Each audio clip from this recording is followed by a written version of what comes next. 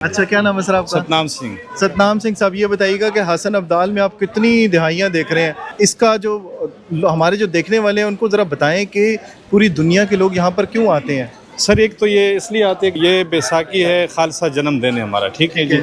हमारे 10वें गुरु ने गुरु गोविंद सिंह महाराज, उन्होंने इसी दिन पे ना खालसा कौम बनाया, ठीक है। जैसे हमें पगड़ी दिया है, दाढ़ी दिया है, प्रकाश दाढ़ा, जैसे इस भाई का, मेरे भैया लेकिन फोड़ गया हुआ है, तो इस दिहाड़े पे हम वो अमृत संचार बोलते हैं उसको, ठीक है। अमृत संचार चखाते हैं, पंच प्यारी आते इंडिया से, ये दिहाड़ा तब हम मनाते हैं, दिन मनाया जाता है। सर इसमें ये बताइएगा सर कि इसमें आज का जो दिन है भोग, वो किस लिए होता है सर? आज के दिन के बारे में थोड़ा सा बताइएगा, कल का जिस तरह सर ने बताया और आज के दिन का और उसके बाद का। आज का ही दिन है सर, आज का ही दिन है। सुबह 4 बजे अमृत संचार हो गया, ठीक है।